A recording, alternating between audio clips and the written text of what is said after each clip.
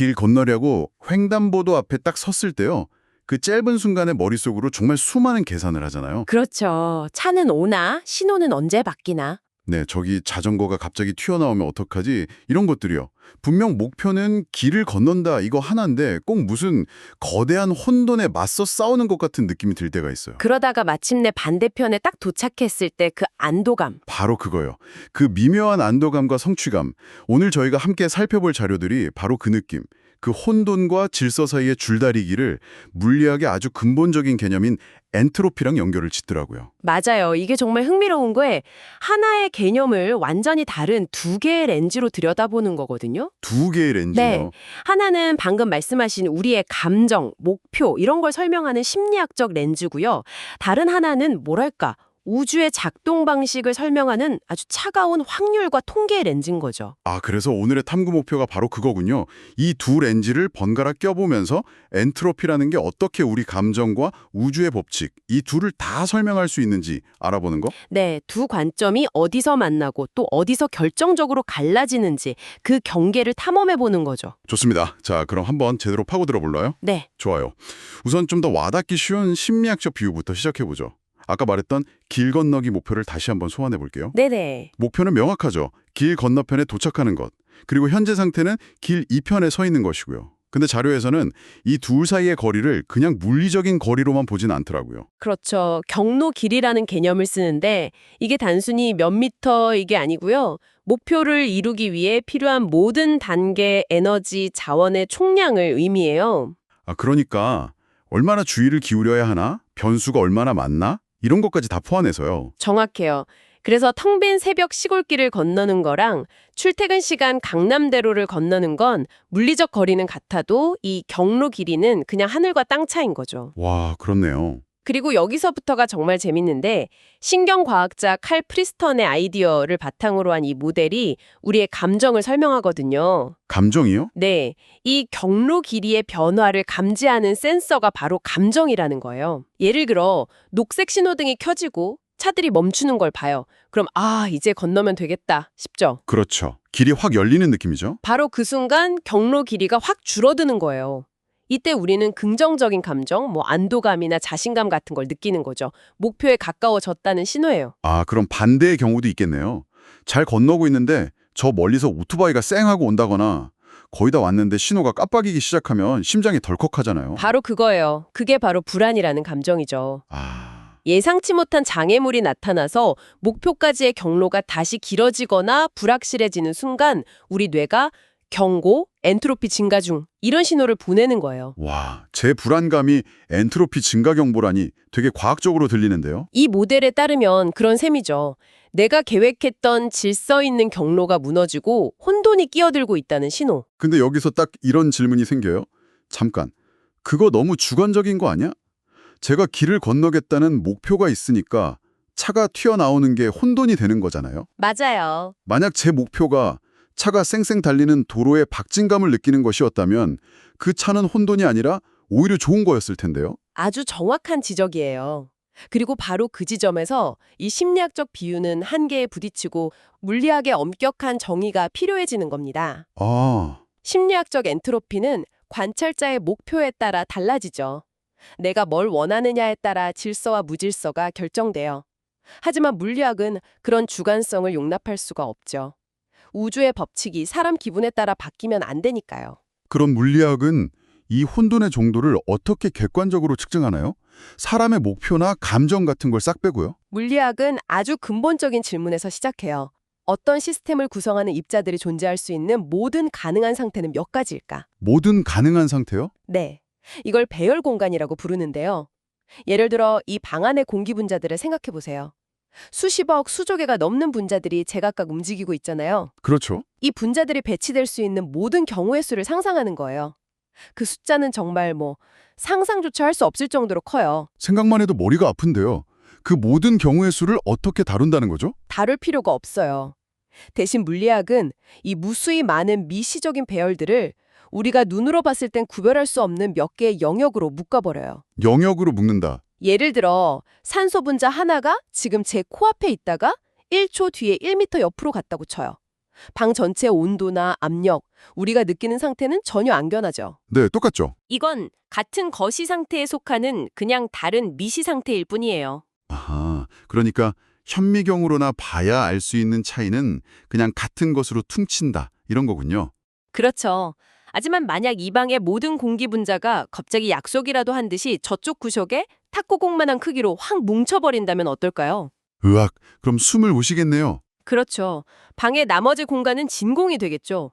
이건 누가 봐도 완전히 다른 거시 상태예요. 우린 즉시 그 차이를 알아챌 거고요. 그렇군요. 그럼 엔트로피는 그 영역이랑 대체 무슨 상관인가요? 엔트로피는 바로 그 영역의 크기를 재는 척도예요. 영역의 크기요? 네, 즉 하나의 거시 상태를 만들 수 있는 미시 상태의 경우의 수가 얼마나 많은가, 이걸 숫자로 나타낸 거죠. 아, 공기가 방 전체에 고르게 퍼져 있는 상태는요? 상상할 수 없을 만큼 많은 미시적 배열로 만들어질 수 있어요. 분자 몇 개 자리 바꾼다고 아무도 모르니까요. 그래서 이 상태는 엔트로피가 높다고 말하는 거예요. 그럼 반대로 모든 공기 분자가 탁구공처럼 한 점에 뭉쳐 있는 상태는요? 그건? 그 상태를 만족시키는 배열의 수는 극히 적겠죠. 그렇죠. 분자들이 조금만 흩어져도 바로 다른 상태가 되어버리니까요. 바로 그거예요. 그 상태는 영역이 아주 작고 그래서 엔트로피가 낮다고 하는 겁니다. 이건 순전히 확률과 통계의 문제예요. 내가 뭘 원하고 느끼는지는 하나도 중요하지 않아요. 그냥 경우의 수를 세는 것뿐이죠. 와, 이제 좀 명확해지는 것 같아요. 심리학적 엔트로피는 내 목표까지의 복잡성, 그리고 물리학적 엔트로피는 하나의 겉모습을 만드는 내부 경우의 수, 완전히 다른 얘기처럼 들리네요. 네, 근본적으로 다르죠. 근데 이상한 점이 있어요. 자료들을 보면 물리학자들도 질서나 무질서 같은 아주 인간적인 단어를 쓰잖아요. 방금 전까지 주관성을 다 빼야 한다고 했는데 질서만큼 주관적인 단어가 또 어디 있겠어요? 이건 좀 모순 아닌가요? 맞습니다. 그게 바로 많은 오해를 낳는 지점이기도 해요. 질서, 무질서는 분명 인간이 편의상 쓰는 비유적인 표현이 맞아요. 그렇죠. 하지만 물리학에서는 그 단어들을 쓸 때 아주 엄격한 수학적 의미를 부여합니다. 물리학에서 말하는 질서는 뭐랄까 희귀성 또는 낮은 확률과 거의 같은 뜻이에요. 희귀한 것이 질서 있는 것이다. 좀 더 설명해 주실 수 있나요? 자료에 나온 책장 비유가 아주 좋아요. 책장에 책 수백 권이 꽂혀 있다고 상상해 보세요. 네. 이 책들이 배열될 수 있는 전체 경우의 수는 어마어마하겠죠. 여기서 우리가 질서 있다고 부르는 상태, 예를 들어 모든 책이 저자 이름의 알파벳 순으로 완벽하게 정렬된 상태, 아, 상상만 해도 뿌듯하네요. 이 기준을 만족하는 배열은 단 하나뿐이에요. 수많은 가능성 중에 딱 하나, 극도로 희귀하죠. 그래서 물리학은 이걸 낮은 엔트로피 상태라고 부르는 거예요. 다른 종류의 질서도 있잖아요. 예를 들어 책 표지 색깔별로 무지개 순서로 정리하는 것도 꽤 질서 있어 보이는데요. 좋은 예시예요. 색깔별 정렬이라는 기준을 생각해보죠. 이건 알파벳 순보다는 조금 더 자유로워요. 아, 그런가요? 네. 예를 들어 빨간색 책이 여러 권 있다면 그 빨간색 책들끼리는 순서를 바꿔도 여전히 색깔별 정렬이라는 거시적인 상태는 유지되니까요. 아, 맞네요. 알파벳 순 배열보다는 가능한 미시 상태의 수가 좀 더 많죠. 하지만 여전히 아무렇게나 꽂혀 있는 상태에 비하면 가능한 배열의 수가 극히 적어요. 이것 또한 낮은 엔트로피 상태인 거죠. 그럼 무질서한 상태는 그냥 나머지 전부를 말하는 거군요. 맞습니다. 우리가 질서라고 부르는 몇 안 되는 특별한 배열을 제외한 나머지 전부. 가능한 배열의 수가 압도적으로 많죠. 그래서 엔트로피가 아주 높은 거고요. 아하, 그러니까 물리학은 질서라는 주관적인 단어에 통계적 희귀성이라는 객관적인 옷을 입힌 거군요. 바로 그거죠. 어떤 인위적인 제약 없이는 자연적으로 발생할 확률이 거의 0에 가까운 아주 특별하고 희귀한 배열. 그게 질서예요. 그런데 자료에서는 여기서 한 걸음 더 나아가더라고요. 기능적 유용성이라는 개념을 덧붙이는데요. 네, 그 부분이 또 중요하죠. 우리가 책을 알파벳 순으로 정리하는 이유가 단지 그 배열이 희귀해서가 아니라 나중에 원하는 책을 쉽게 찾기 위해서라는 거잖아요. 이건 결국 다시 우리의 목표, 즉 주관적인 요소가 슬그머니 끼어드는 것처럼 들리는데요. 맞아요. 그리고 바로 그 지점에서 다시 심리학적 정의와 물리학적 정의의 근본적인 차이가 드러나는 거예요. 어떤 차이죠? 물리학 그 자체는 기능적 유용성에 전혀 관심이 없어요. 알파벳 순 배열이 책을 찾는데 유용한지 아니면 그냥 보기에 예쁜지는 물리학의 고려 대상이 아니죠. 물리학의 관심사는 오로지 그래서 그 배열을 만족하는 경우의 수가 몇 개인데 이거 하나뿐이에요. 그럼에도 우리가 질서 있다고 느끼는 상태들이 대부분 어떤 기능을 가지고 있고 동시에 통계적으로 희귀한 상태와 일치하는 경향이 있다는 건 정말 신기하네요. 그렇죠. 어쩌면 우리 뇌가 우주의 통계적 속성을 본능적으로 이해하고 있는 걸지도 몰라요.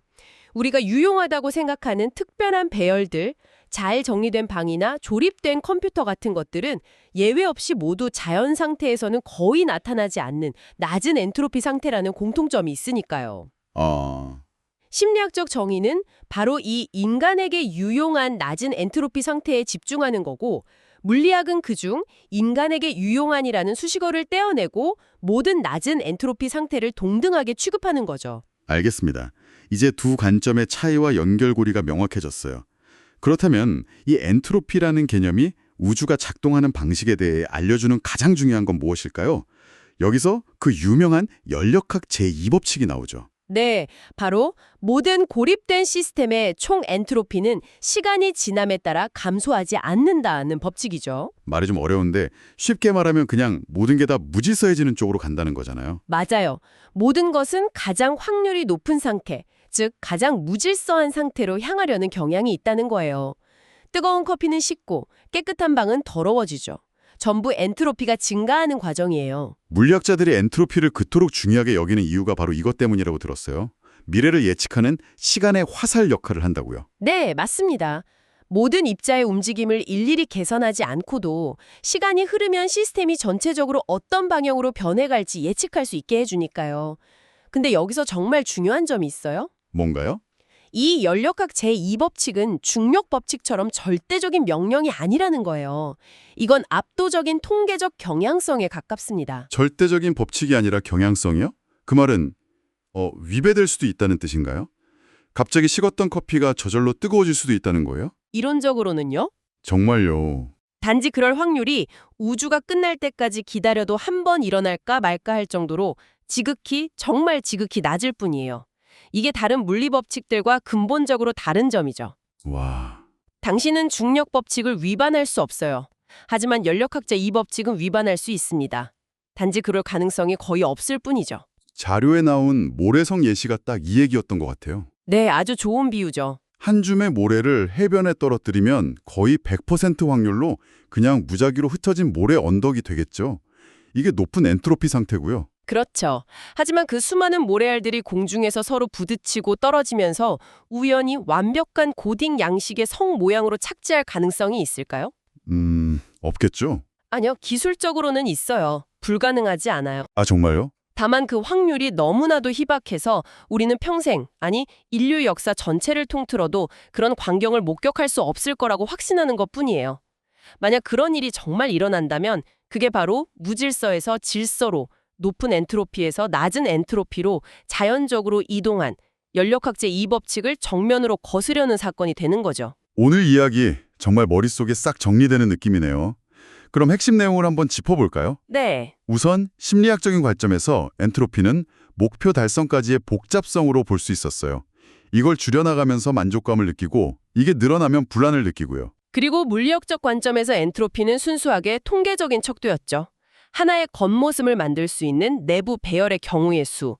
이건 우리의 목표나 감정이 아니라 오직 확률의 문제였어요. 그리고 이 둘을 잇는 다리가 바로 질서라는 개념이었네요. 우리가 심리적으로 질서 있다, 유용하다고 생각하는 상태는 대부분 물리학적으로도 통계적으로 발생하기 매우 희귀한, 즉 낮은 엔트로피 상태와 일치하는 경향이 있다는 것. 그래서 여러분이 아침에 일어나서 이불을 정리하고 흩어진 책을 책장에 꼽고 복잡한 문제를 해결하기 위해 계획을 세우는 그 모든 행위는요. 네, 본질적으로 무질서를 향해 나아가려는 우주의 거대한 통계적 흐름에 맞서서 아주 희박한 확률의 질서를 인위적으로 만들어내는 투쟁이라고 볼 수 있는 거예요. 거대한 흐름에 맞서는 투쟁이라니. 갑자기 아침에 이불 개는 일이 무척 숭고하게 느껴지는데요. 하하, 그렇죠. 마지막으로 혼자 곱씹어 볼 만한 생각을 하나 던져드리면서 마무리할까요? 방금 이야기 나눴듯이 엔트로피 증가는 절대적인 법칙이 아니라 통계적인 경향성일 뿐이에요. 네. 무질서가 질소로 바뀌는 건 불가능한 게 아니라 단지 확률이 극도로 낮을 뿐이죠. 그 확률이 얼마나 낮은지를 생각해보면 우리가 일상에서 만들어내는 작은 질서들이 얼마나 대단한 일인지 새삼 느끼게 되죠. 그러니 다음에 정말 어렵고 복잡한 일을 성공적으로 해냈을 때 단순히 개인적인 목표를 달성했다고만 생각하지 말아보세요.